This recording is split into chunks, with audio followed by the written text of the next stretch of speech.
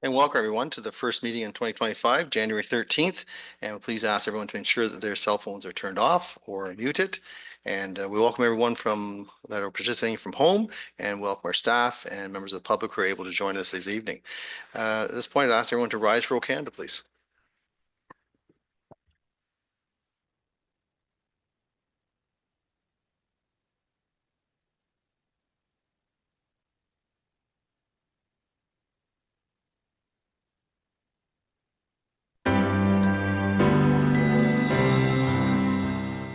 Oh, Canada, our home and native land, true patriot love in all of us command.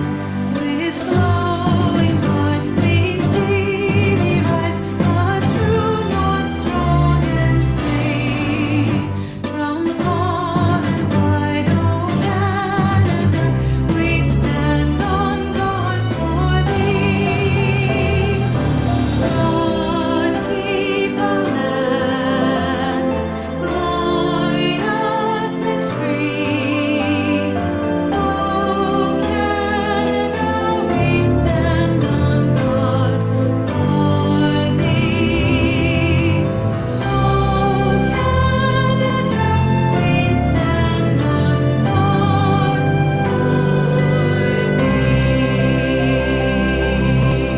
thee.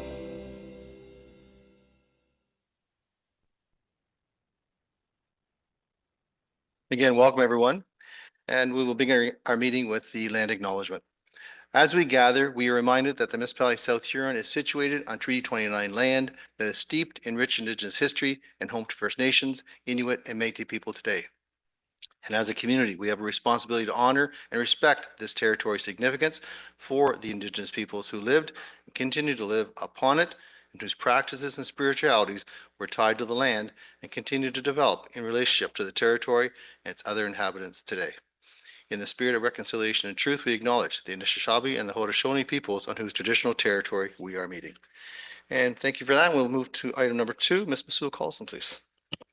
Through the mayor, I would like to note that the solicitor has advised that there's continuing discussions for the closed session portion of this meeting.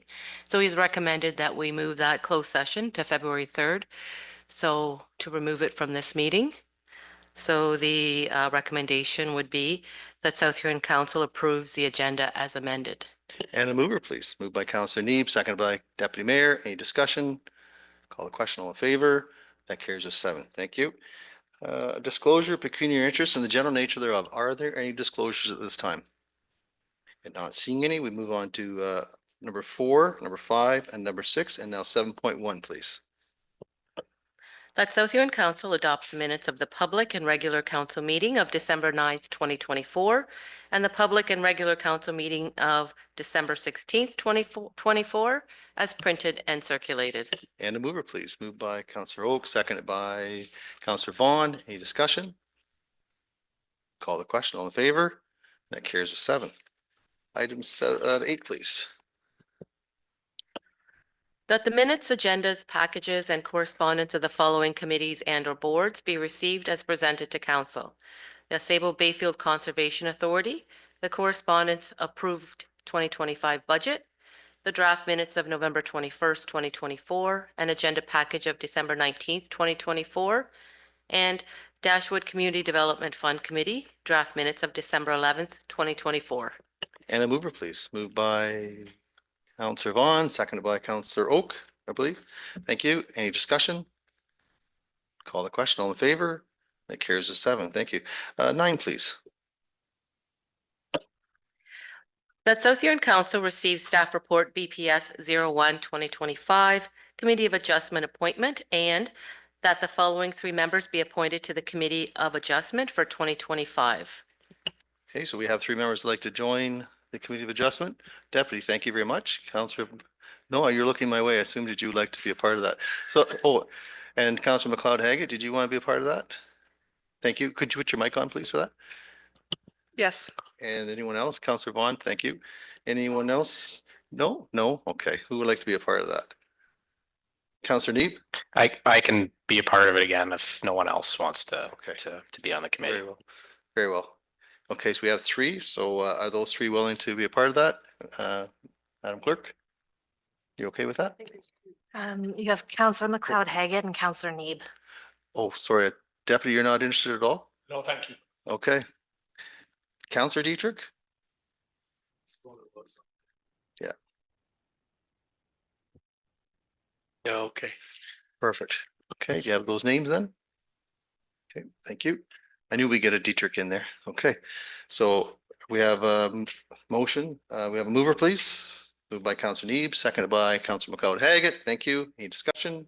Call the question, all in favor, and that carries a 7. Thank you, everyone.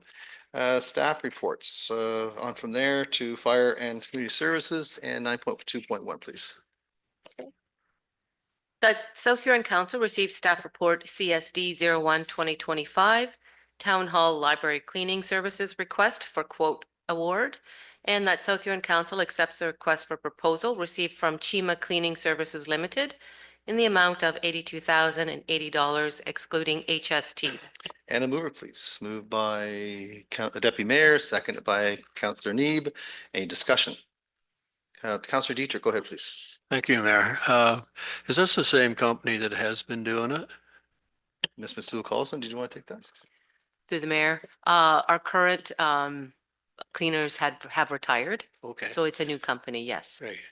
And does this tender, does that involve the chemical and broom handles and stuff like that too, or do we supply that? Ms. Masoul Carlson, do you want to take that or who would like to take that? I can take that. There's I see the manager's there. Chief Becker, did you want to take that? Sure, I can do that. Thank you, and through you, Mayor Finch. We supply the hard items as far as the vacuums, the mops and the buckets, and the chemicals are all supplied by the company through the contract. Okay, thank you. Any other questions at all? Okay, not seen. We have a mover and a seconder. If there's no further discussion, call the question, all in favor. And that carries with 7. Thank you. 9.4, welcome Aaron.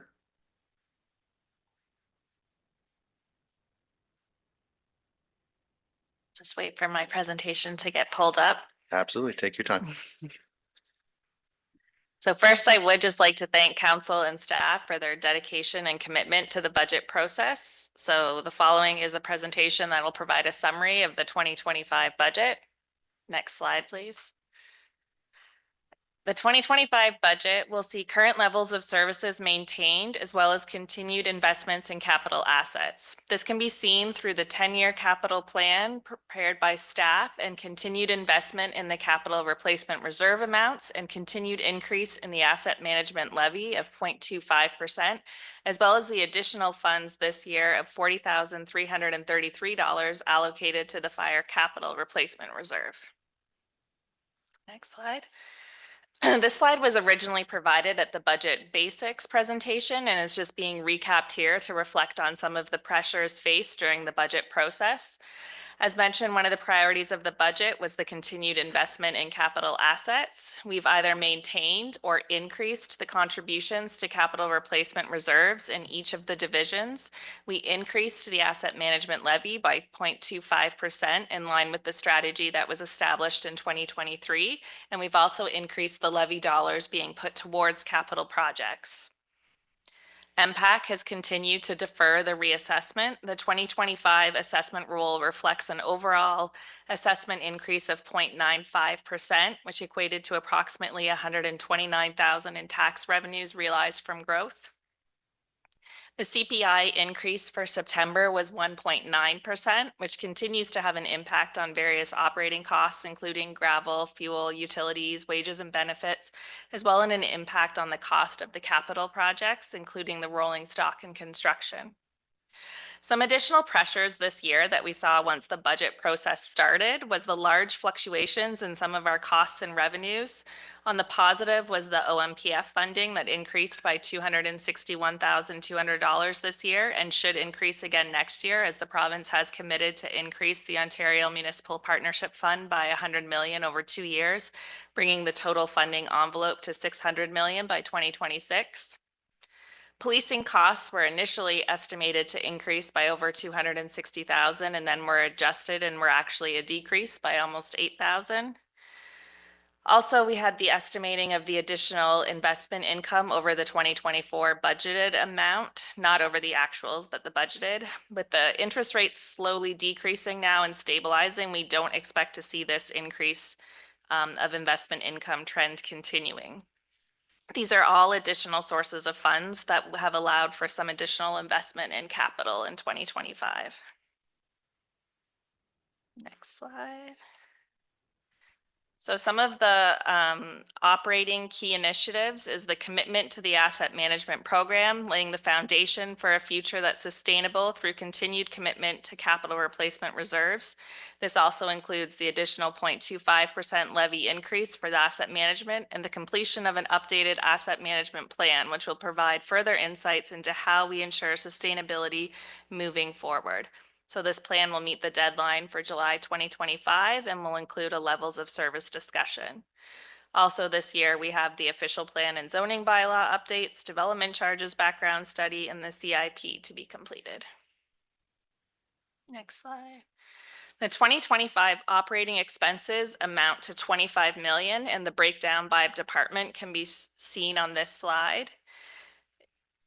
Increased operating spending was offset by growth, an increase over the budget line for investment income revenue, user fees, and an increased OMPF allocation. All of this was offset by additional capital spending.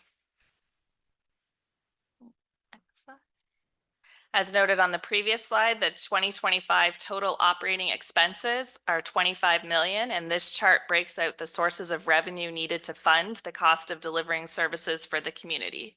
So the 2025 sources of operating funding include tax levy, which makes up 36% of the total sources of operating funding, and water sewer user fees at 38%. The 2025 operating funding also includes grants and other miscellaneous user fees. Next slide. This shows some of the 2025 capital project highlights. We're investing almost 14.9 million for capital projects in 2025, and the next few slides will provide a summary of some of the projects included in the budget, and this does not include any of the carry forward projects.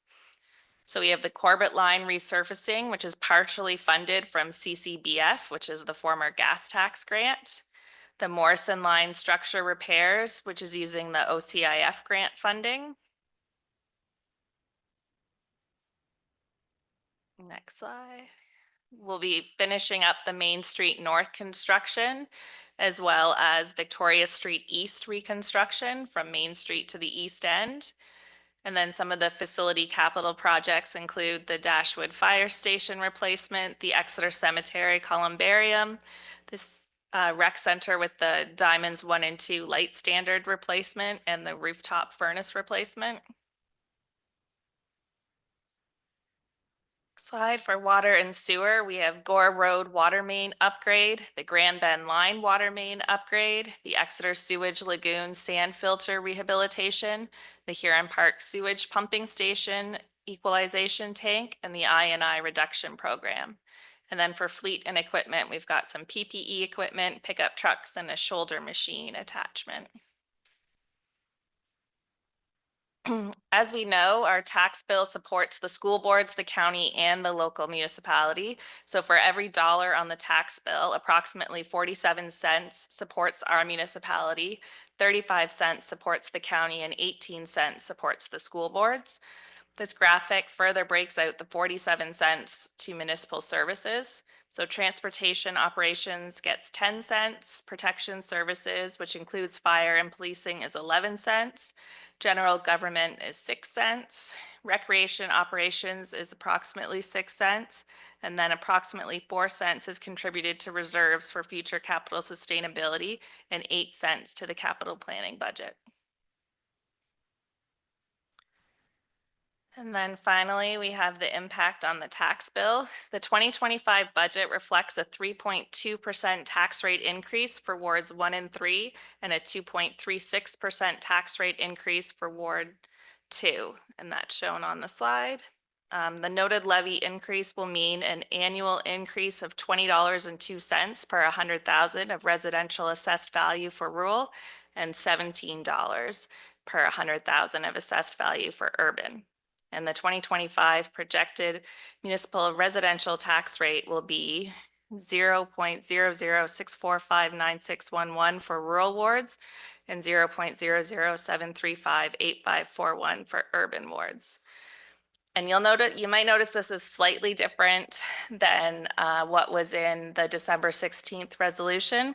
And that's due to a small change in the annual increase is due to a new property class for 2025. So the aggregate extraction property tax subclass was initially introduced as a temporary measure for gravel pits and quarries midway through 2024, and it didn't have any municipal tax rate impact. But the Ministry of Finance has implemented this class as a new property class for 2025 and future years. And it's comprised of the industrial portion of properties used for aggregate extraction. South Huron does have eligible assessment for this class, and all eligible properties are located within the rural wards. So that's what led to the slight change, is getting those actual figures and putting them into the formulas. And that's it. Great presentation. Thanks very much, Aaron. Any questions for Aaron? Councillor McLeod-Hagan. Yes, through you, Mayor. Thank you for the presentation. I am just looking, I'd spoken with Ms. Masu-Carlson earlier today about it, a report back on what amount of taxes come in from each ward broke down, if that's something that we could get. Ms. Moore? Yes, I can actually provide that right now. For 2025, the proposed levy for Usborne, we would bring in $2,083,018. For Stephen, $4,778,042. And for Exeter, $4,556,261. And for percentage breakout, that's 18.2% from Usborne, 41.8% Stephen, and 39.9% Exeter. Great, thank you. And I can provide the 2024 actuals if you want that as well. Would you mind? Please go ahead. So for Usborne, that's $2,006,272. For Stephen, $4,586,652. And for Exeter, $4,378,133. Okay, thank you. Are there any other questions at this time? Councillor Vaughn, go ahead, please. Yeah, thank you for the presentation. I'm wondering if you could just go back to the slight amendment at the end that you were talking about with the new aggregate tax classification. And I think I heard you say that this only affected the rural, meaning Usborne and Stephen. And so I don't quite understand that at all. Could you elaborate a bit on that? So the new, through you, Mayor, the new property tax class is for gravel pits and quarries. So that's why it's only impacting rural. So the only change that you'll see for the numbers that were presented was that previously the rural tax rate increase was 3.19%, and now the tax rate increase is 3.2%. Okay, Councillor Oak, go ahead, please. Or do you have a follow-up question first, Councillor Vaughn? Yes, I did. Yeah, Thanks. go with your follow-up and then we'll go to Councillor Oak. Yeah, so I heard your answer, but I don't understand it. I don't understand why that is only applied to the rural environment. Through you, Mayor. So it's that there was a change in the property class that only impacted residents in rural. So the classes that are impacted are rural. So their rate decreased. So the assessment just changed. The weighted assessment changed within the rural class, which just led to an overall average tax rate increase.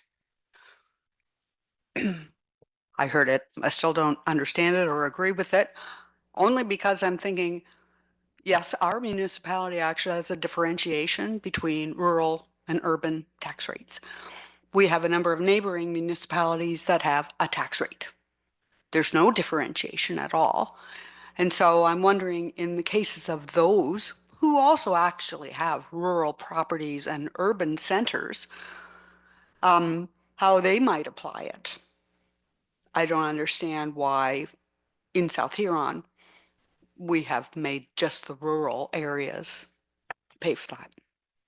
Okay, thank you. Councilor Rowe, go ahead, please. Yeah, so just to clarify, this this aggregate is a new class. What were these gravel pits class before? They were part of farmland or part of so that's why so it's changing from, say, a farmland classification to an aggregate classification now, or a different, is that the? Through you, Mayor, I, off the top of my head, I don't specifically know what class they would have been before, but it's specific properties that have a different assessment rate. It's not that we're applying it differently, it's that specifically tax rolled properties are in a different class now, and then the overall impact when you average it only impacts the rural and not both rates. Okay, thank you. And just for some assistance in understanding a little bit about the amount of how much aggregate is being extracted in the county. There's a report here from County Council this past week in 2021. Blue Water had the lowest amount, and then South Huron looks like about second lowest, North Huron, then Morris Turnberry, and then the other three were like Central Huron was higher, as was Howick and Huron East. But ACW had the highest by far, double the next closest. So the impacts will be different across the county, I would think. Is that correct, Aaron? Yeah, just because of that. Yes, Thank through you. you, Matt, that's correct. Any other questions, Councillor Dietrich? Thank you to the mayor. Thanks for your presentation here. I don't know, this page isn't numbered, but it says water, sewer, user fees, 38%, solid waste fees, 6%. And it says tax levy, 36%. Can you explain that one a little wee bit? Like where that revenue comes from, or? Through you, Mayor. So that's the breakdown of the operating fund revenue sources. So for the operating fund, 36% of the total operating revenue is coming from the tax levy based on the drafted budget. And that means it's coming from me and I don't have a sewer application or connection. Through you, Mayor, no, the sewer fee, that's separate. So the water sewer user fees make up 38% of the overall operating revenue. So they're separate. 36% is coming from tax levy and 38% coming from water sewer user fees to make up the whole operating budget. How do we go about changing that? Would it be fair to say that if you're not on sewer or water supply by the municipality, that there's no cost to you on that 38%? Would that be a fair statement, Aaron? Yes, through you, Mayor, that would be fair. You're saying that if I'm not on the sewers, like I have a septic system, I'm not contributing to this whatsoever. The user fee part. Go ahead, Aaron. Through you, Mayor, yes. This is just showing that of our total operating revenues, 38% is coming from the water sewer user fees, not that 38% of each person's payment is coming from there. It's the total budget breakdown. Go ahead, Councillor Dietrich. I'm not totally convinced yet, but I can go along with it for now. I guess maybe another way to explain it. If you're using the service, you're paying into it. So we capture that in our books with this way so that we can show what we're charging out the users. But if you're not using it, it doesn't cost you anything. You're just paying to the levy. I'm using water. So you're paying for water service every Right. month. Or So that goes, they see, and the two kind of go hand in hand. not unless you have on sanitary sewer. If you're not on sanitary sewer and just water, then you're just paying for water. Okay. Councillor Oak, go ahead, please. Yeah, and just to clarify, the tax levy is property taxes. That's the property tax portion. So every dollar that comes in, 36 cents is coming from property taxes, 38% or 38 cents is coming from water sewer users, every dollar that's coming in. Through your mayor, no, I was looking at the total operating funding one, not the one that breaks down the cents. So it's Okay. just saying of our total operating funding, 36% is tax levy, 38% is water sewer user piece. Thank you. Any other questions? Counselor Neeb, I see your hand. Just more of a comment, and it's come up a couple times in the last 4 years, and I can remember Sandy Becker sending an email out too about the different tax ratios that are set by the county and how that influences the different rates and what we bring in from the different wards. And I'm just wondering maybe if that could be sent out again. I think it was sent out last year, but it might be worth sending out again because there is a significant distinction in the tax ratio for rural and farm and managed forest as opposed to residential and commercial and industrial areas. And I think that's not necessarily captured in the discussion about, what each ward is bringing in. It's more about the weighting of the different classes that influence the amounts. So I think that might be helpful. Thank you. Okay, Ms. Masu-Carlson. Certainly, we can get that and circulate it again. Great. Any other questions at this time? Okay, not seeing any, so we will ask for the motion to be read when there's no further questions. Ms. Masu-Carlson. That South Huron Council receives the 2025 budget adoption presentation. And a mover, please. Deputy Mayor, seconded by Counselor Neeb. Any discussion? Call the question. All in favor? That carries with 7. Thank you. Next item, 9.4.2. That South Huron Council receives staff report FIN 01-2025, Ontario Regulation 284/09, Budget Matters, and that South Huron Council adopts this report, which meets the requirements of Regulation 284/09. And a mover, please. Moved by Counselor Neeb, seconded by Counselor Oak. Any discussion? Call the question. All in favor? That carries with 7. Thank you. About 9.3, please. That South Huron Council receives staff report CL 01-2025, Valentine Municipal Drain 2024 tender results. And that South Huron Council award the tender for construction and improvement of the Valentine Municipal Drain 2024 to AG Hayter Contracting Limited in the amount of $41,665 plus HST. And a mover, please. Moved by Deputy Mayor, seconded by Counselor Dietrich. Any discussion? Call the question. All in favor? That carries with 7. 9.4.4, please. The South Huron Council receives staff report CAO 01-2025, Eric Campbell Ford Lincoln Limited request, corner of Highway 83 and Highway 4, and that South Huron Council approves the draft license agreement with Eric Campbell Ford Lincoln Limited, and that the bylaw be brought back for the required 3 readings. And a mover, please. Counselor Oak, seconded by Counselor Neeb. Any discussion? Call the question. All in favor? And that carries with 7. Thank you. Are there any notice of motions, Madam Clerk? There are none. Items for number 11. Are there any wish one just to discuss the under item 11, please? Any discussions? Okay, not seeing any. 12. Any new business? Okay, not seeing any new business. Mayor and Councillor comments and announcements. Are there any comments? Announcements? Councillor McLeod-Haggett, please. Yes, thank you.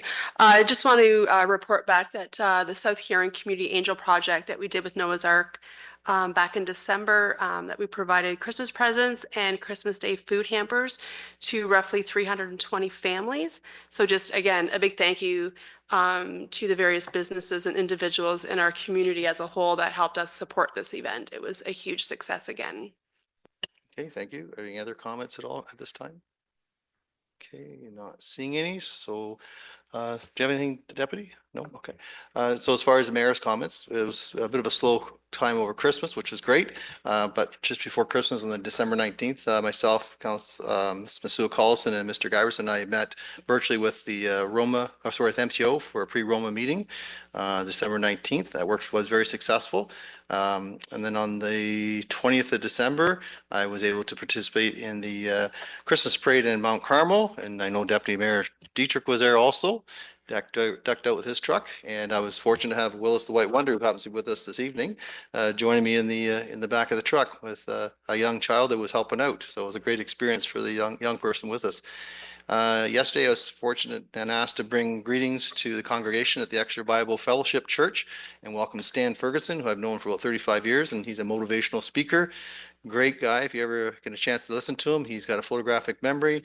He was very heavily involved in the OPP back in the day, and just a real gem of an individual. So it was a good event. And then last night, I was fortunate to attend the Exeter Legion and enjoyed their delicious meal again, served by the Legion team, and was pleased to have been asked to say the grace before the meal. And I'd like to just recognize Bart DeVries is here from the Legion. So great to see you here, Bart. And that's what I have to report, and that's about all. So we'll move on to communications. Ms. Masua Carlson. Okay. 14.1. 14.2. 14.3. Pull that. 14.4.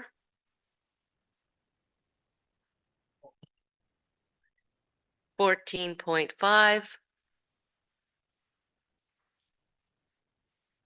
14.6. 14.7. Pull. 14.8. Pull.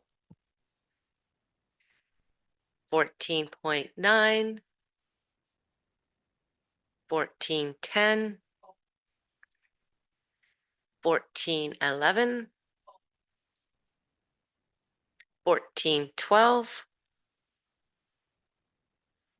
14.13. 14.14. Pull that. 14.15. 14.16.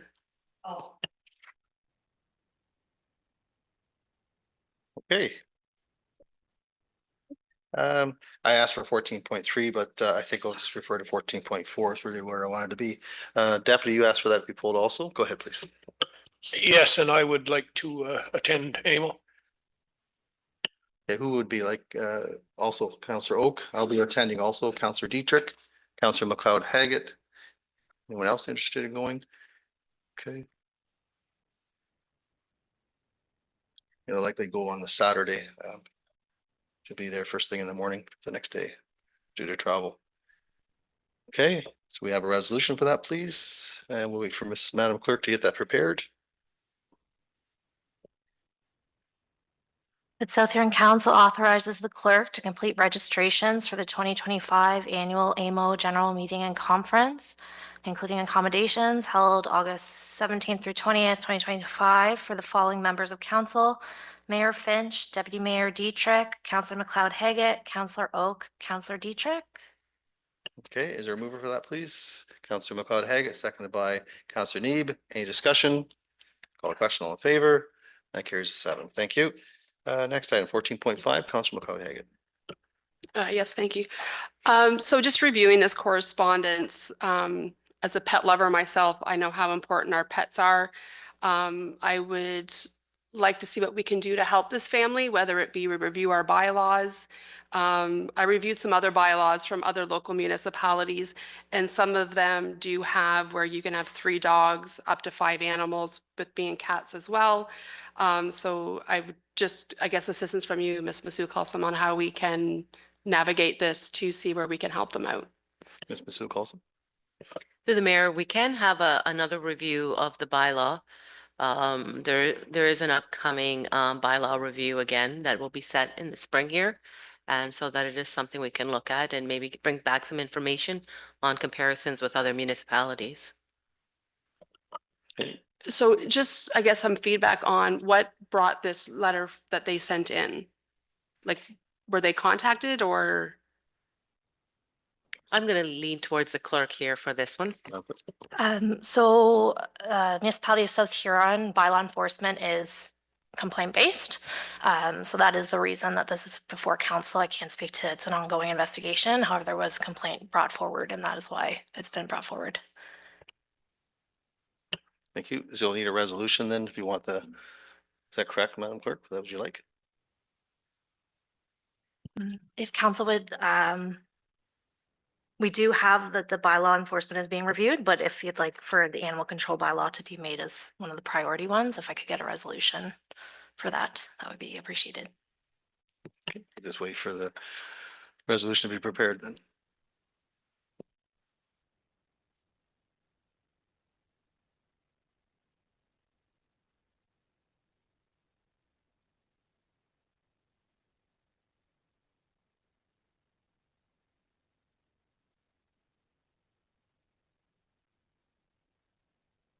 Through the mayor, I can give a little bit of history there. The previous bylaw, this has already been expanded to include the cats. Previous bylaws was more restrictive. And then there also becomes a spot at where do you stop? So it's a matter of discussing, having council have that fulsome discussion on what is reasonable. And if there is no number, then there is nothing that's enforceable by the municipality. So just looking through like a Lambton Shores, they have like a 2-dog with no cat bylaw. Other ones have 2 dogs, 3 cats. There's different. I went North Middlesex, Perth South, Perth East, Lucan. Everyone seems to have something a little bit different. I guess I just looking at our pets are part of our family. They're good for our mental health.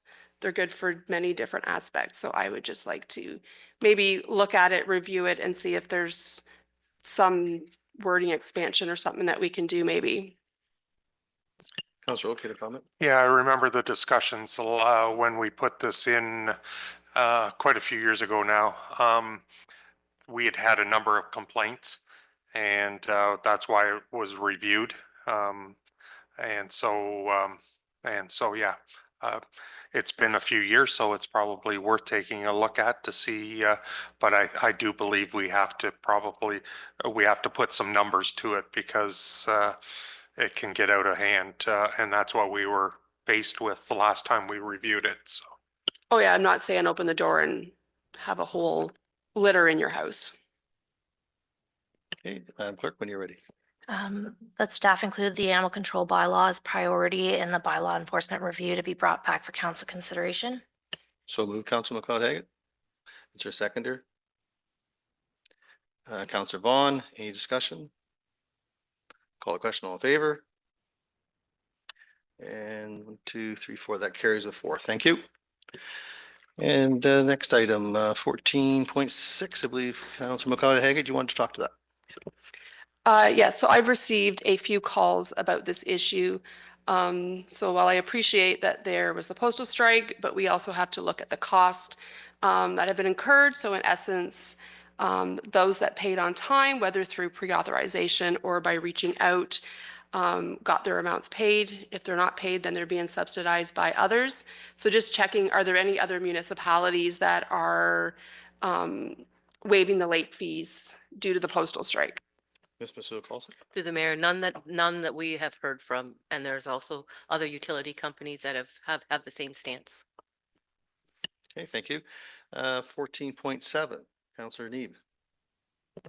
Yep, thank you, Mayor Finch. So this is, there's a request from the Exeter Legion for the Seniors Community Grant Program, and they're applying through the Veterans Stream, and they're looking for a letter of support from council to create fitness program, healthy cooking, and introduction to technology, which sounds pretty exciting. So just wondering if put forward a motion. Do we need a motion or do we just need direction? Okay, I'll put forward a motion that we create a letter of support to support the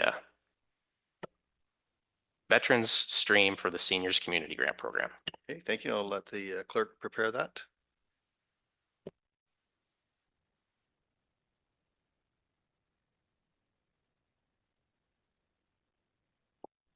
That South Huron Council provide a letter of support for the Exeter Legion Branch 167's application to the Veterans Stream 2025-2026 Seniors Committee Grant Program. So move, Councillor Neeb. So moved. Seconded by Deputy Mayor. So Yes, I'll second it. thank you. Any discussion? Call the question, all in favor? And that carries with 7. Thank you. Next item, 14.8. Councillor Neeb, I believe you asked for that. Yep, thank you, Mayor Finch. So this is correspondence from Rob Reed, and in the letter he notes the support that the Huron Shores Transit has provided to his business, and in contemplating this, I'm not sure if we had a full discussion on this as a council, but we did receive a presentation from the Huron Shores Transit Committee, and I'm just wondering whether we should be supporting this and starting to allocate money towards the Huron Shores Transit, not only for supporting business, but maybe there's ways that we could look at the routes as supporting people who live throughout the municipality and getting access to healthcare or to the grocery store as well. So I'm just wondering if, based on their presentation, there were some suggestions about ways that businesses could help support the program, but also ways that the routes can be reimagined in order to provide service to as many people as necessary. And I think that's something that we should look at. I know that during the presentation, we're waiting on other municipalities, but I'm wondering if we need to be the ones to be leaders here and step forward and say that, yes, we're willing to commit as long as there's support from other municipalities. So at this point, I'm not sure. I guess I look to the rest of the council whether we need more information or whether we would like to put forward that commitment now for future years. Yeah, I just thought I'd bring that up for discussion. What do you think, Councillor Oak? Yeah, I think we had the delegation that came, and I think the understanding was it was early days, that the delegation didn't know if the different streams of government money, what was going to happen. The one grant was coming to an end, but they were applying for another grant, and depending on whether they got that, it was going to be in for a penny or in for a pound type of scenario. So I think it was a wait until they find out from the next government stream. But maybe Rebecca could update if she's heard anything since. Ms. Masu-Carlson. Through the mayor, I have been in discussions with the CAO, and at this time there is not an update.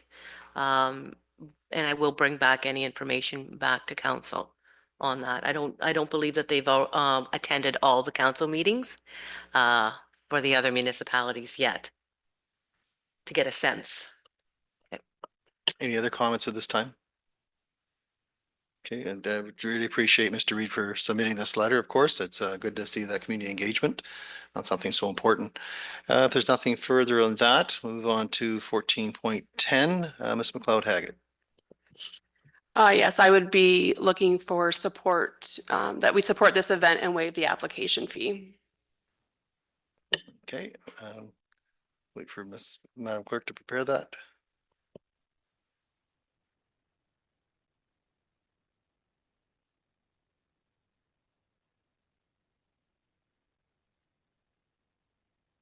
The South Huron Council waive the non-refundable administration fee for the special event permit for 2025 Coldest Night of the Year Walk. So move, Councillor McLeod-Haggett. Is there a seconder for that? Councillor Neeb seconds. Is there any further discussion? Deputy, go ahead. Just a question. What is that fee? Madam Clerk? So through the chair, the special events policy has an administration fee of $50. That's to kind of cover staff time. And then there's, which is non-refundable. So the only way to get that waived is through a request from council. And then there's the application fee. And that's depending on the size of the event, can range from 200 to, I believe it's been increased to 700 in the last user fees. Again, because those are higher, more in-depth events. Those fees can be waived by the clerk if the event itself is deemed like significant to the municipality in some case based on the policy. So I had waived the application fee, but the non-refundable administration fee, I didn't have the option to do that, so it has to come through council. Thank you. Any other questions?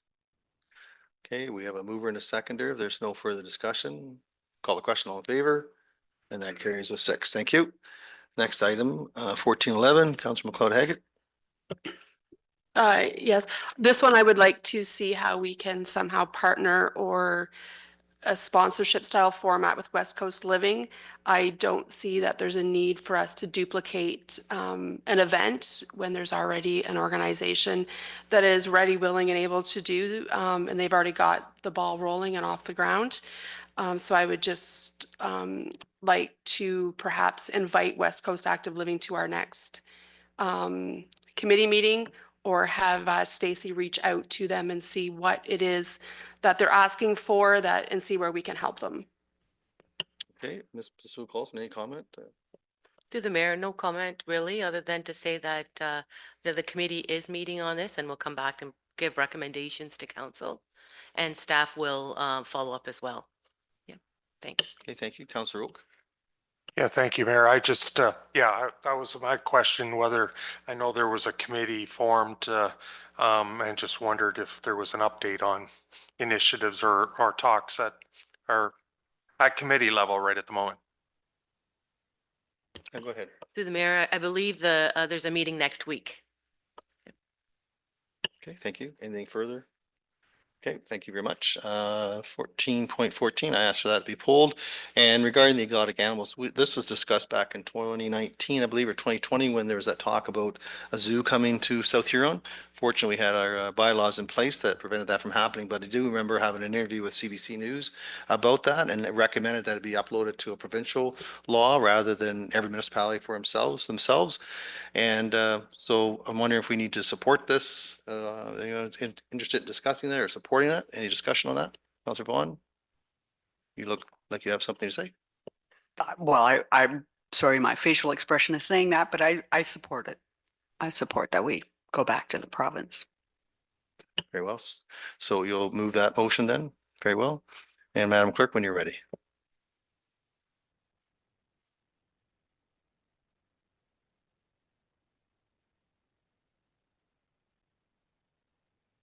That South Huron Council supports the October 22nd, 2024 resolution of the Township of East Garafraxa and April 2nd, 2024 resolution of the Town of Kirkton Lake regarding regulating exotic animals, and then a copy of the supporting resolution and original documentation be circulated to the Premier of Ontario, Ontario Solicitor General, Ontario Minister of Natural Resources and Forestry, MPP Thompson, AMO, AMCTO, MLEAO, and originating townships. So moved, Councillor Vaughn. So moved. So moved. Thank you. Seconder, please. Seconded by Councillor McLeod Haggett. Any further discussion? Call the question. All in favor? And that carries with 7. Thank you.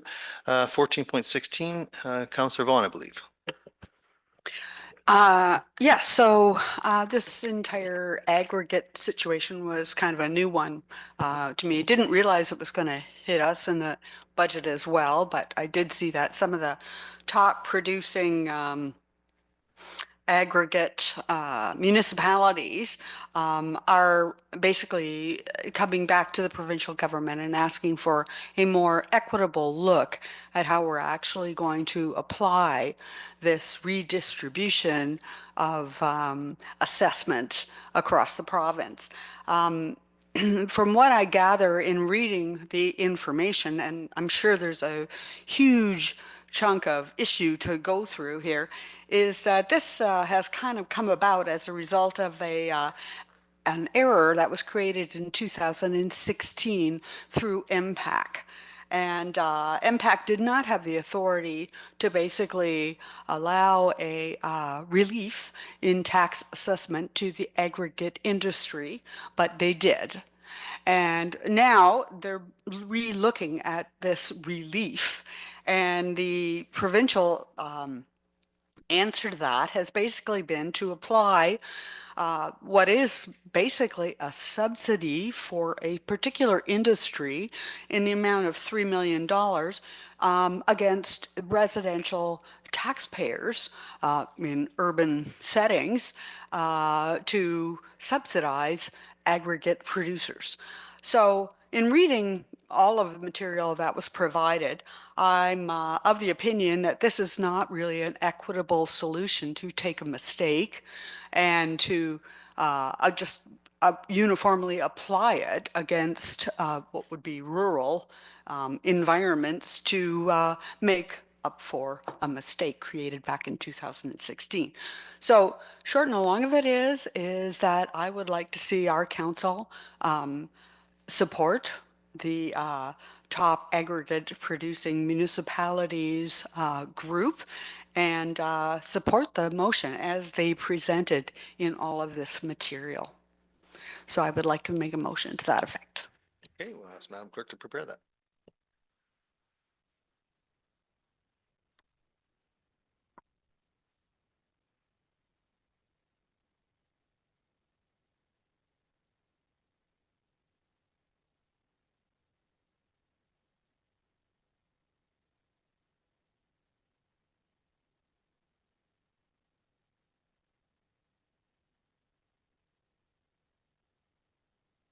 Whereas the Ministry of Finance has introduced a one-time 7 million reduction in education taxes in 2024, a subsidy that will be absorbed by the province through a 95% reduction in education taxes, marking the first such subsidy provided by the province to any industry.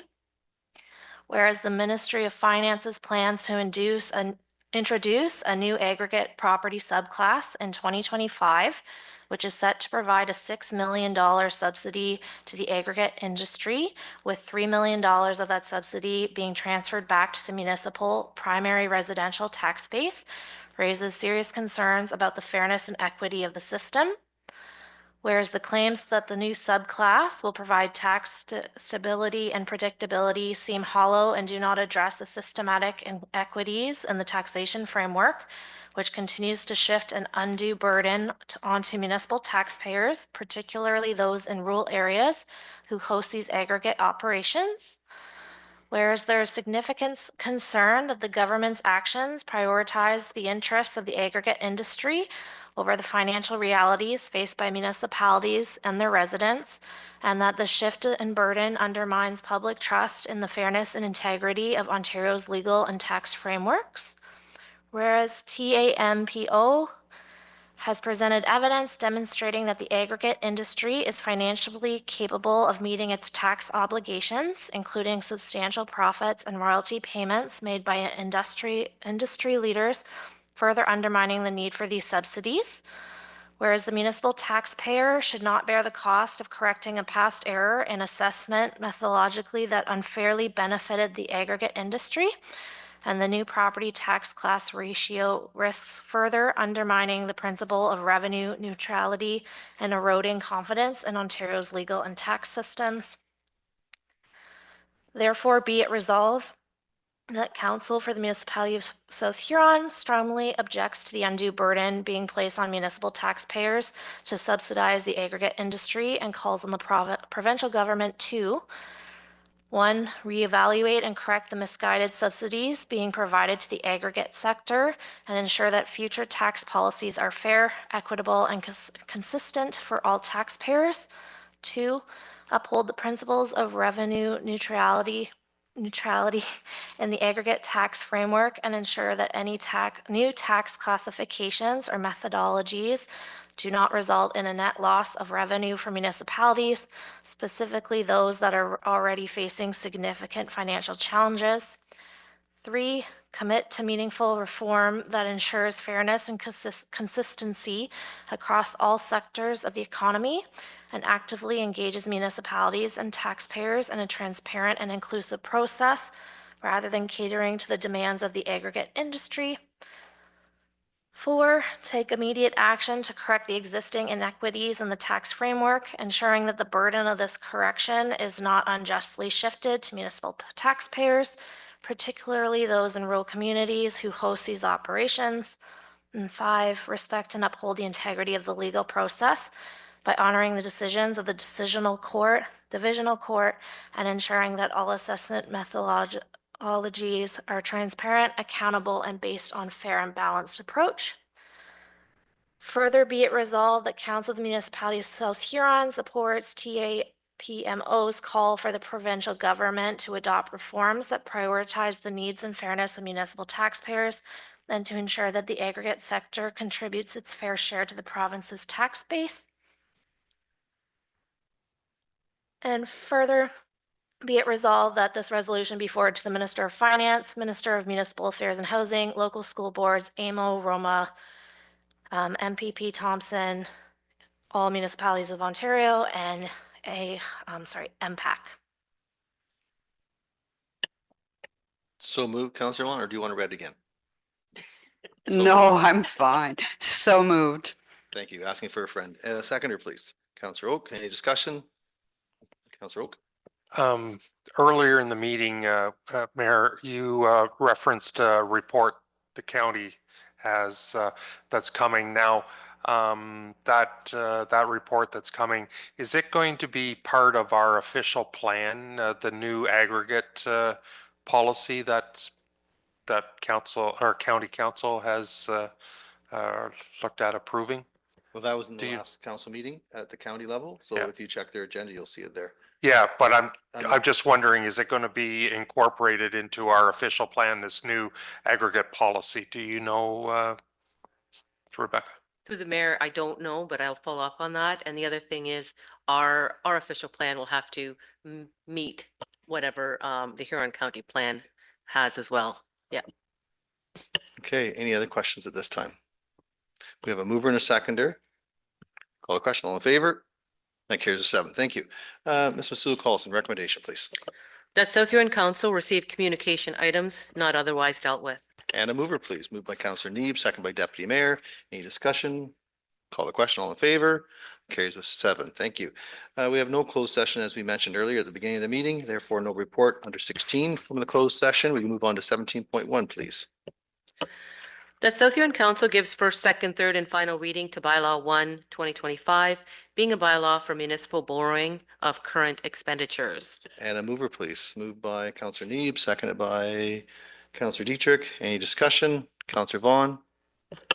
Yes, I just have a question on that. In part of this bylaw, it mentions that we are giving authority to borrow by way of promissory note and banker's acceptance as being the only two methodologies for borrowing. And so I'm just wondering about, don't we borrow by way of common bank overdraft?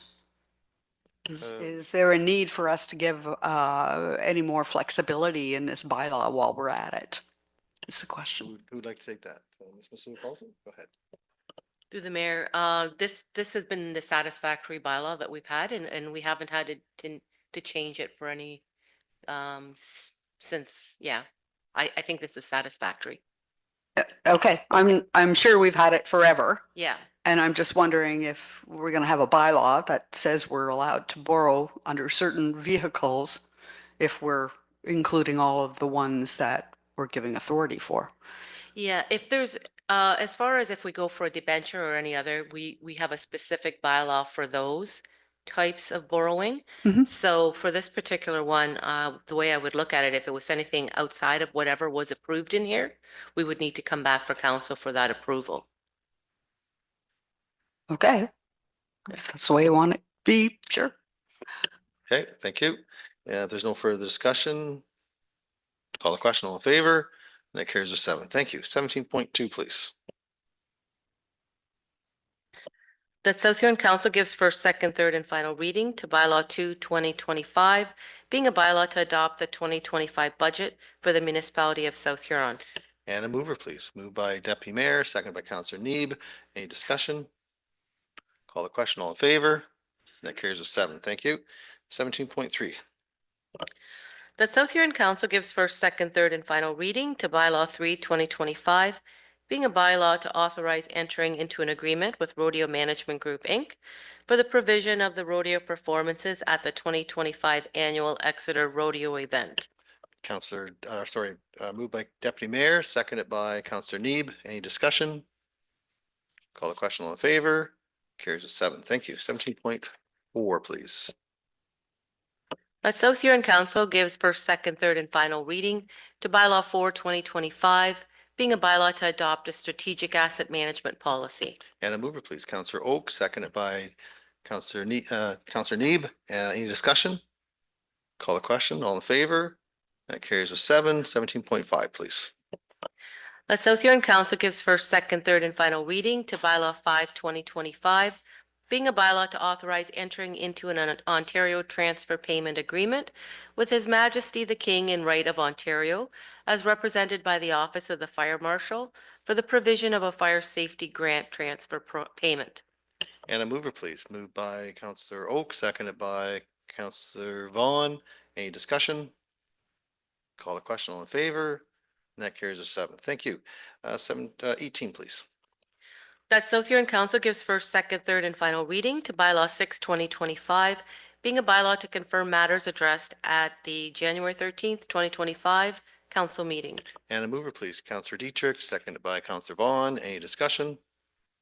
Call the question. All in favor? Carries a 7. And 19, please. Let South Huron Council hereby adjourn at 7 p.m. to meet again on February 3rd, 2025 at 6 p.m. or at the call of the chair. Moved by Deputy Mayor, seconded by Councillor Neeb. No discussion. Call the question. All in favor? And that carries a 7. Thank you. And thank you everyone for attending to this evening.